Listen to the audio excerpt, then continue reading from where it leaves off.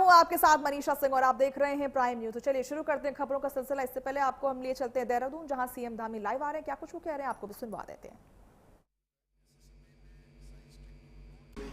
और इनोवेशन को मुख्य धारा से जोड़ने का आज का ये विषय अत्यंत प्रासंगिक और जो आज की नीड ऑफ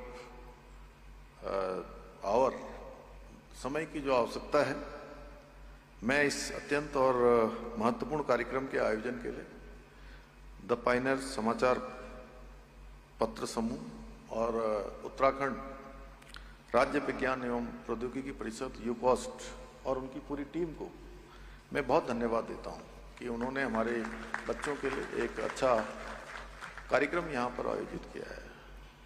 और मैं ये देख के मुझे अत्यंत खुशी हो रही है कि हमारे प्रिय बच्चे, छात्र छात्राएं भी बड़ी संख्या में यहाँ पर आए हैं।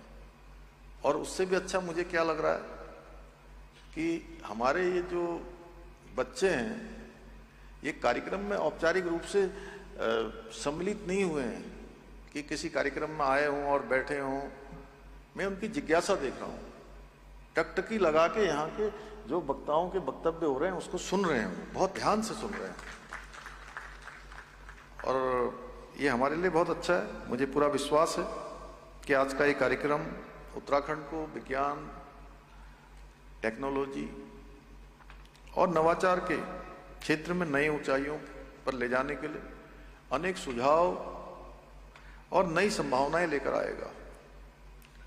भाइयों बहनों, आज पूरी दुनिया एक नए दौर से गुजर रही है और एक ऐसा दौर जहां किसी भी राष्ट्र या राज्य की प्रगति केवल उसके जो प्राकृतिक संसाधन हैं उन संसाधनों पर निर्भर नहीं, बल्कि उसके ज्ञान, विज्ञान, अनुसंधान और नवाचार की जो क्षमता है उससे निर्धारित होती है।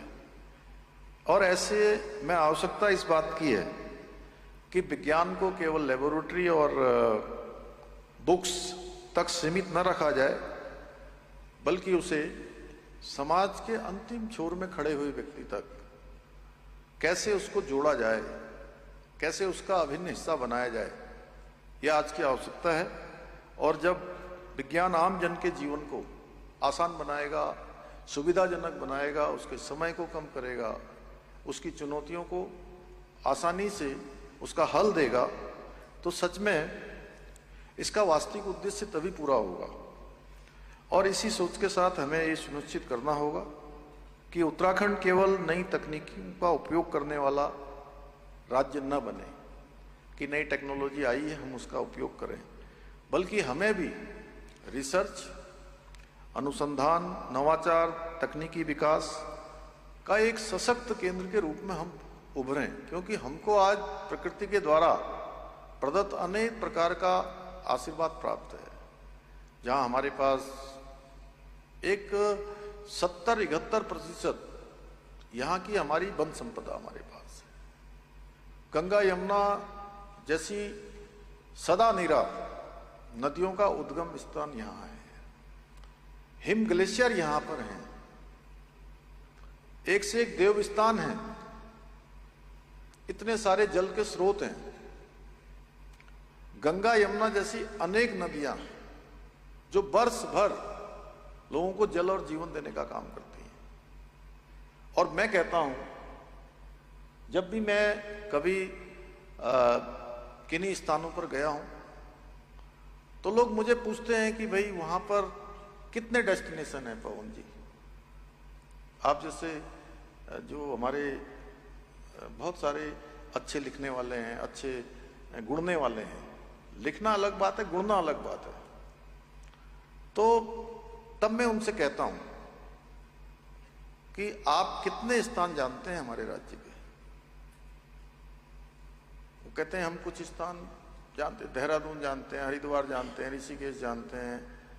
कुछ लोग चक्राता की बात करेंगे, कुछ औली की बात करेंगे, कुछ हमारे हरसिल की बात करेंगे। उधर चले जाओ तो नैनीताल, रामनगर, मुंशियारी, कौसानी, बेरीनाग।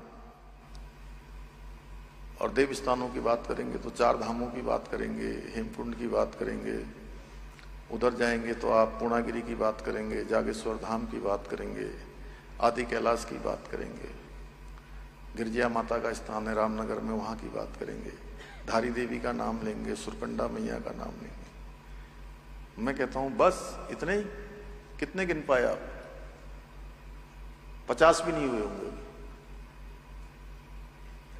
ऐसे स्थान हमारे यहाँ हजारों हैं, और जिधर आप जाएंगे उधर आपको एक नया डेस्टिनेशन दिखाई देगा, नया स्थान दिखाई देगा।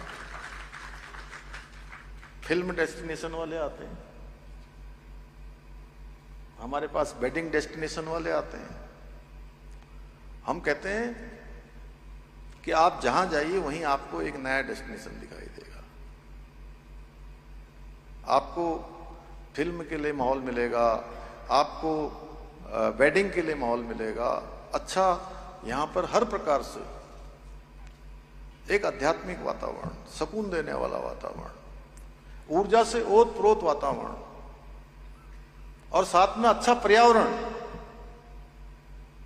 इसीलिए हम कहते हैं कि हमारा यहाँ का जो मॉडल है